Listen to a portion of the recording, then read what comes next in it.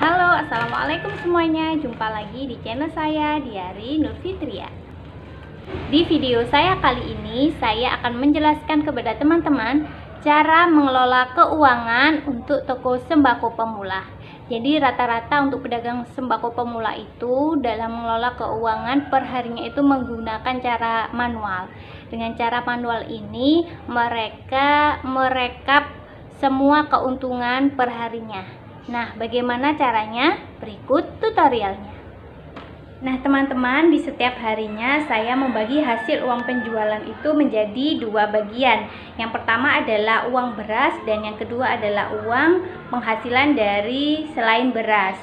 Mengapa alasannya nggak dicampur? Karena kalau dicampur itu nanti bingung, karena uang beras itu modalnya besar. Dan ketika kita order ke seleb atau ke petani ya, misalnya kita membeli dengan skala yang besar, nanti itu akan mendapatkan harga yang murah. Kemudian yang alasan kedua kenapa nggak dicampur, karena kalau dicampur nanti kalau misalnya sewaktu-waktu stok beras habis, kemudian stok sembako yang lainnya juga habis, itu bakal bingung seperti itu. Nah, ini contohnya teman-teman, omset hari ini. Pertama, uang beras saya contohkan, misalnya hari ini lakunya 4 sak ya. 4 sak, kalau beli langsung sak-sakan itu saya dapatkan keuntungan Rp500 kali 25 kilo atau 1 sak kali 4 sak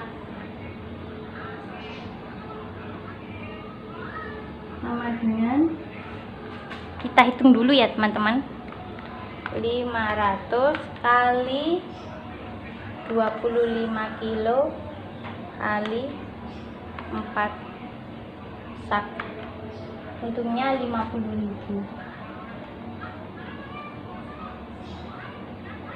Nah, satu hari ini misalnya laku 4 sak ya. 4 sak itu saya per kilonya mendapatkan keuntungan Rp500 dikali 25 kilo atau 1 sak yang laku 4 sak, jadi saya kalikan 4 sak sama dengan 50.000. Iya benar, 50.000.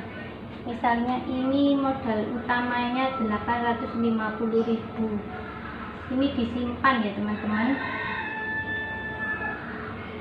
Disimpan. Yang kedua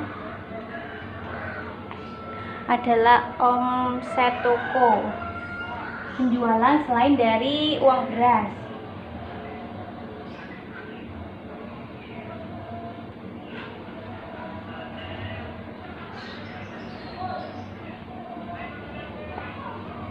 Misalnya hari ini mendapatkan 3 juta.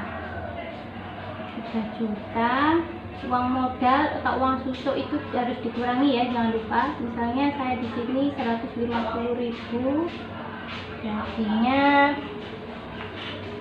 2.850.000. Nah, selanjutnya 2.850.000 ini dikalikan 5%. Kenapa ambilnya kok 5%? Karena 5% ini rata-rata saya mengambil keuntungannya segitu ya teman-teman, kurang lebih 5%. Jadi hasilnya adalah 142.500. Ini keuntungannya ditambah sama ini ya teman-teman, tambah Rp50.000. Nah, 142 tambah 50, 192.500. Nah, ini sudah keuntungan bersih ya teman-teman.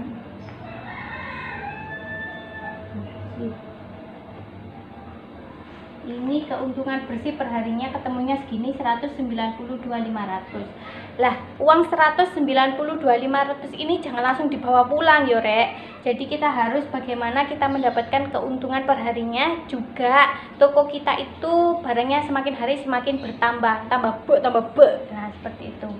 Oke, saya ulangi ya teman-teman biar jelas. Jadi ini adalah omset hari ini. Yang pertama saya membagi menjadi dua, ada uang beras, ada uang penjualan selain dari beras. Ini misalnya dari LPG, dari minyak goreng dan lain sebagainya. Misalnya uang beras ini sehari laku 4 sak ya.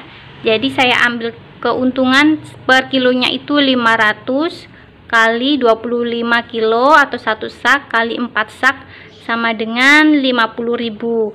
50.000 ini sudah keuntungan ya dari uang beras bersih untuk hari ini. Misalnya modal utama itu 850.000 ini disimpan ya. Modal utama dari beras maksudnya, Rek.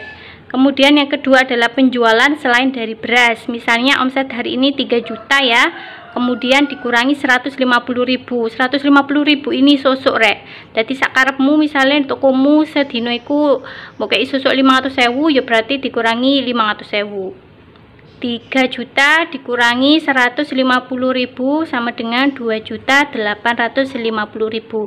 Ini dikali 5% itu keuntungan. Jadi kalau di toko saya itu mengambil keuntungannya kurang lebih 5% ya. Ini saya bagi rata-rata. 5% sama dengan 142.500.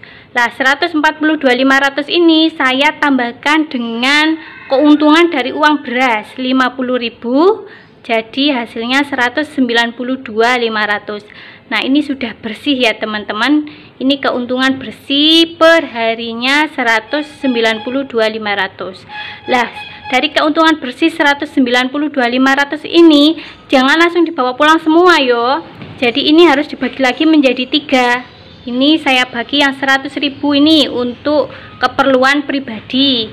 Yang kedua 50.000 ini untuk toko. Jadi untuk modal lagi ke toko biar bagaimana cara kita mendapatkan keuntungan. Di sisi lain toko kita juga semakin banyak barang. Nah, yang ketiga ini ada 42.500 untuk dana cadangan.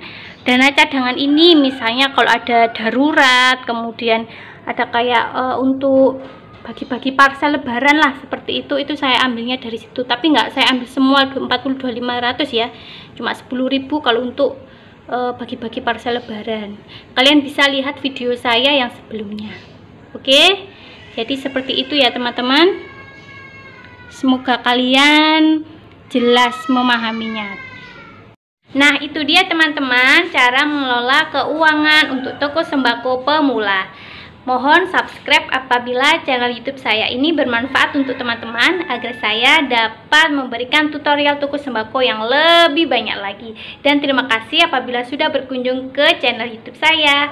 Sekian dari saya. Wassalamualaikum warahmatullahi wabarakatuh.